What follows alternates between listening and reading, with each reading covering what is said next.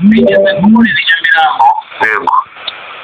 arambwira ati wowe pasona utamwereza ngo amafaranga umurimo umuntu uzakubaho uzabyirengere. ibyo bintu byajya bikubwiye muri amagambo ye. yego navuga ati ariko se ibyo bintu paso ubwe ntabwo yagira imbaraga zo kuba twahura akambwira ngo umurimo n'amafaranga. Amafaranga wari urimo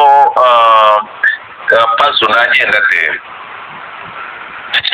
wari yavugaga yuko ngo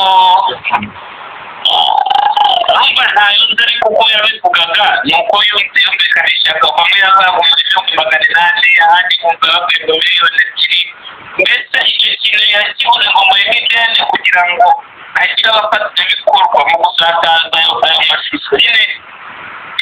abatiza uburakari. ni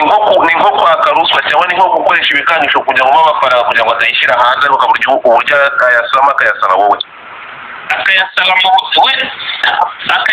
mu buryo nyine bwo kuvuga ngo muri mideli kuko ngewe paso tugira ibyo nawe zimusobanurira twigeze gukora live yego kuvuga ati paso ngewe twahuye nta n'amezi 2 twakoranye ariko twahuriye kwa Titimani yego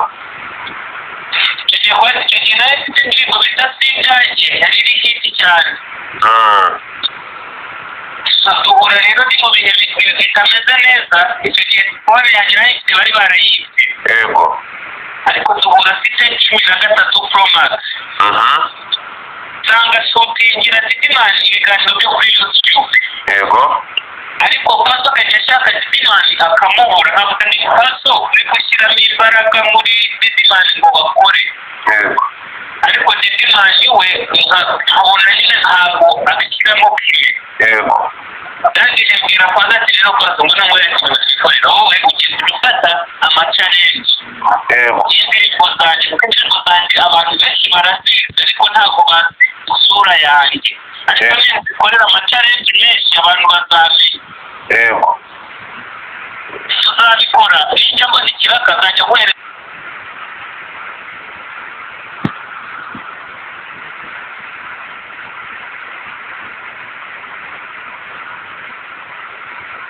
fata baramuhamagaye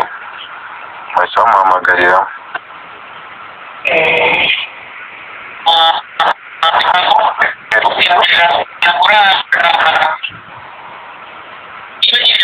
nawe yarafite bari bakodesha kubona n'umuntu we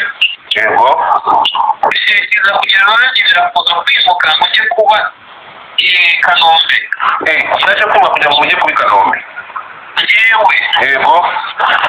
tubona ntabwo amatike ya buri munsi yo kuzajya ngeraho azagorana gahunda ya twasize tukibanira. ni wowe wamusabye ko aza mu Kabanda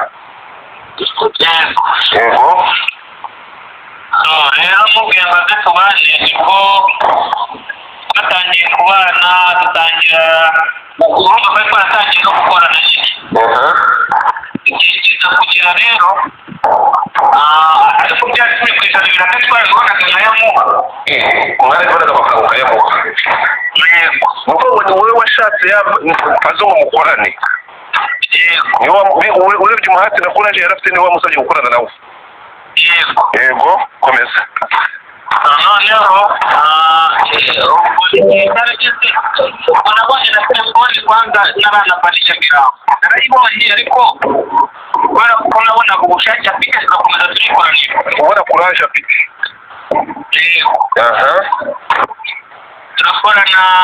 turakorana igihe kiza kugira rero njyewe nari umuntu twakundanaga yego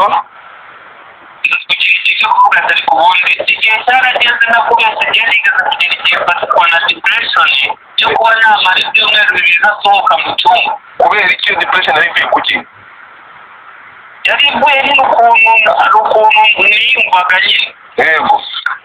hari ukuntu niyumvaga icyo gihe nari nagiye kwamamara cyane. wari utangiye kwamamara yego uba ni nyuma yo mu kwa mbere yego so abantu bose nkabona banyigije nkabona ntabwo bari kumpereza igihe wanyawe bari gushaka kumbeshaho mu buzima butari ubwanjye we yego so igihe nza ugasigara umuntu ufite wenyine njya mpura nawe igihe gito